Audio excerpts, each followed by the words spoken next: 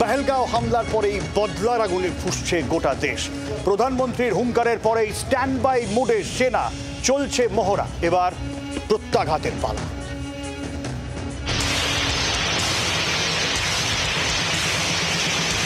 পরিষ্কার ইঙ্গিত যে এটা মানে পূর্ণাঙ্গ যুদ্ধের দিকেই ব্যাপারটা যাচ্ছে।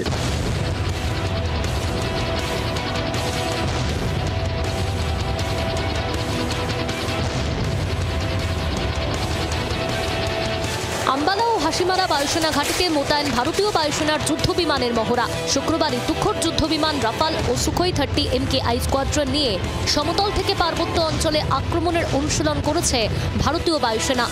এটা যুদ্ধের দিকে যাচ্ছে, কোনো সার্জিক্যাল স্ট্রাইক নয়। সেটার অনেকগুলো ইঙ্গিত আছে। সার্জিক্যাল স্ট্রাইকের পরে যদি রিটেলিয়েশন হয় তার জন্য প্রস্তুতি থাকে। এই ক্ষেত্রে যে ডিপ্লোম্যাটিক মেজার্সগুলো নেওয়া হয়েছে এবং যে সামরিক প্রস্তুতিগুলো, মহড়াগুলো চলছে, এগুলো সবই ভিজিবল করা হচ্ছে।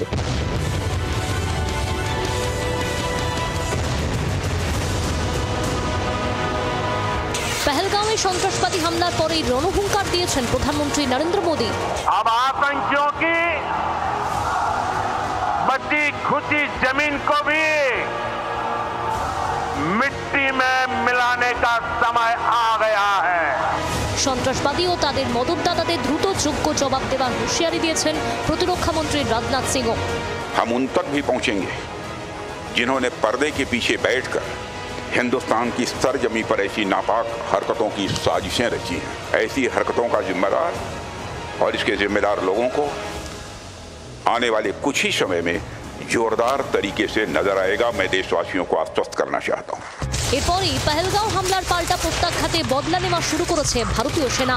কূটনৈতিক সম্পর্ক ছিন্ন করা, এই এমবাসিতে স্টাফ কমানো, দিল্লি হাই কমিশনের স্টাফ কমানো, ইকুয়ালি প্রপোর্শনেটলি ইসলামাবাদের ভারতীয় হাই কমিশন থেকে স্টাফ কমানো, সেগুলো সবই ইঙ্গিত হচ্ছে যে এটা কনভেনশনাল মানে পুরোদস্তুর যুদ্ধ।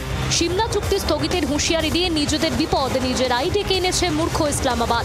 সিমলা চুক্তিতে সংঘর্ষ বিরতি রেখা নিয়ন্ত্রণ রেখার স্বীকৃতি পেয়েছিল। সেই চুক্তি স্থগিতের ঘোষণায় আর রেখা নিয়ন্ত্রণ রেখার বাধ্যবাধকতা থাকবে না।